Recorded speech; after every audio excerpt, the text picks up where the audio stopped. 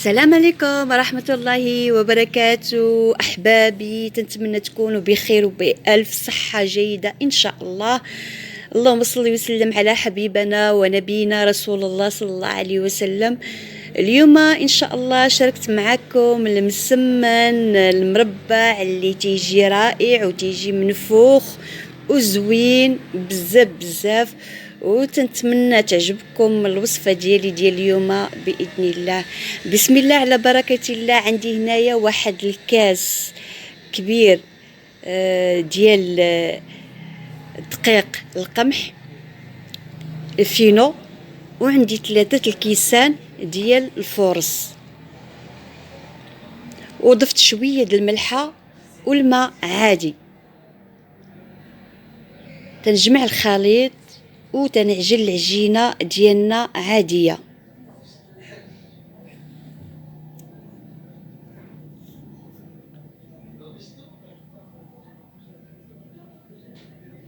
بالنسبه للعجينه ديالنا ديال المسمن تندلكوها مزيان وتنخليوها شي شويه رخوه باش يطلع لينا المسمن يكون منفوخ وممرق ورائع جدا.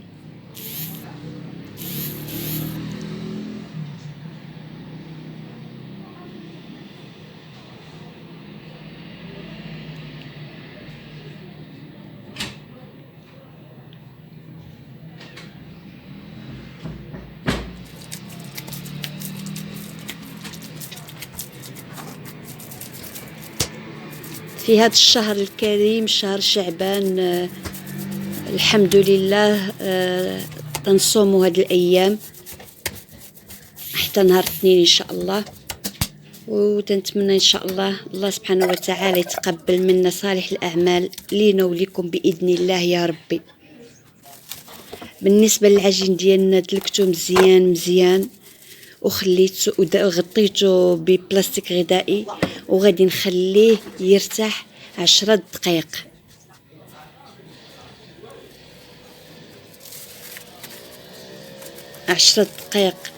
فعلا درنا ضروري غادي نقطعوا من الفيديو. وشوفوا العجينه ديالنا تجينا ملسه. بالنسبه هنايا عندي الزيت والزبده، وضفت معلقه صغيره ديال الخميره الحلوه. بالنسبه لي هنايا زلافه فيها الفينو، معلقه ديال الفورص، ومعلقه صغيره ديال نشا.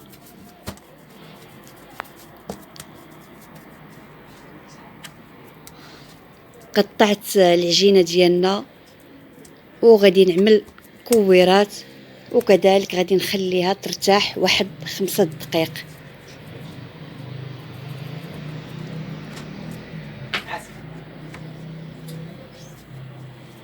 باش تجينا سهله وتتكون عندنا العجينه رطبه بزاف. كي تنورقوا عليها تتكون لينا مرقه.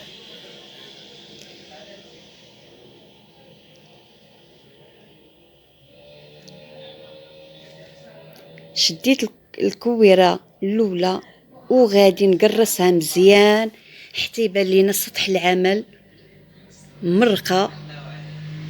وغادي الزيت تندهن عادي، ومن بعد غادي ندهن بالزيت الزبده والزيت والخماره حمراء، وتندردر عليها الفوق، يعني تنرشها بالخليط ديالنا ديال الفينو والفورص. هنا جمعت المربع ديالنا لان درت انا وحده فوق وحده،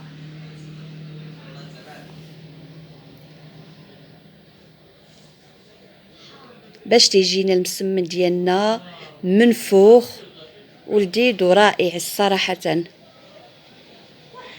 بالنسبه للكويره الثانيه كذلك قرصتها مزيان وغادي ندهنها، يعني غير تنغمس يديا وتندهنها بالخليط ديال الزيت والزبده والخميره، ورشيتها بشويه الدقيق، وتندير المربع الثاني وسط منها، وتنجمع كذلك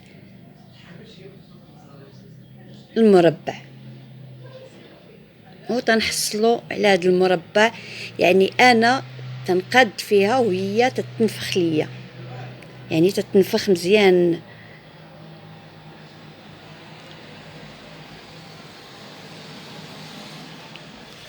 كذلك غادي نعاود معاكم الثانيه.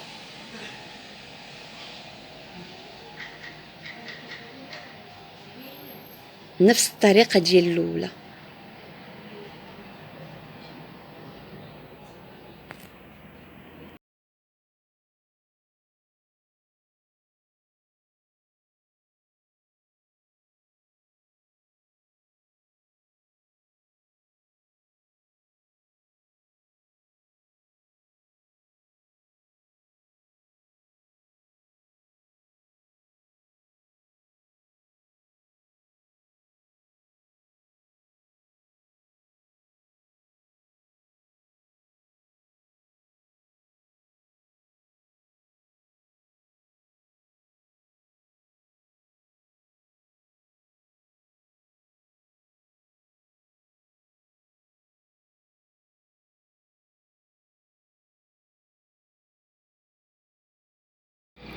هنايا زربت التصوير بسرعه باش ما يشدش ليا الوقت بزاف.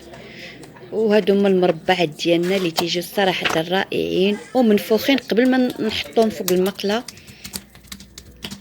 غادي نبداو بهذا المربع وغادي نقرصوه غير بشويه. درت المقله ديالي تسخن مزيان ودهنتها بشي شويه الزيت. بالنسبه للتصوير ما كاينش اللي غادي يشد ليا باش نوري المقله، نشد بيد وتنحط بايد. والمسمن ديالنا تبارك الله ما شاء الله صراحه تيجي منفوخ.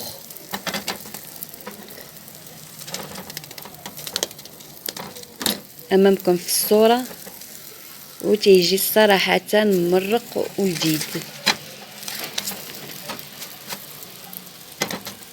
تنبقى نقلب فيها يعني وندورها وهي تتنفخ.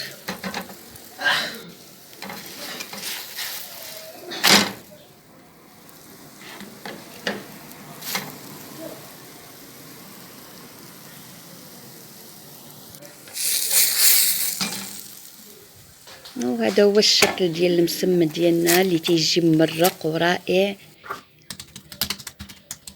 كذلك تندير الثانيه وغادي نهز الهاتف وغادي نصور عاوتاني.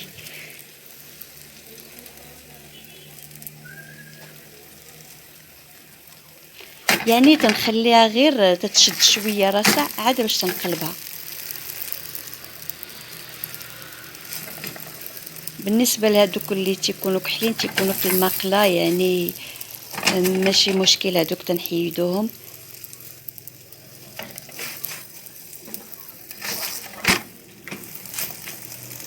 وتنتمنى تعجبكم الوصفه ديالي ديال اليوم اللي شاركت معاكم، واللي يتقبل منا ومنكم صالح الاعمال باذن الله.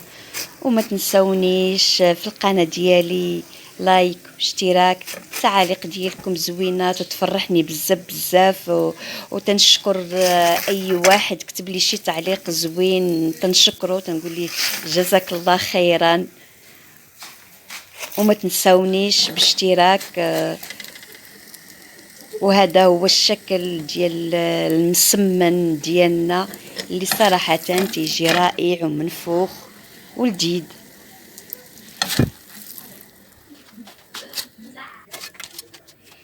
هذا هو الشكل ديالو. درته في التبصيل التقديم مع الزيت او الكوفيتير او العسل. انا فتحت هذه من الداخل بان راه مرق ما معجنش يعني ورقات تيجي رائع. وهذا هو الشكل ديالو. وان شاء الله مع وصفة أخرى بإذن الله. والسلام عليكم ورحمة الله وبركاته.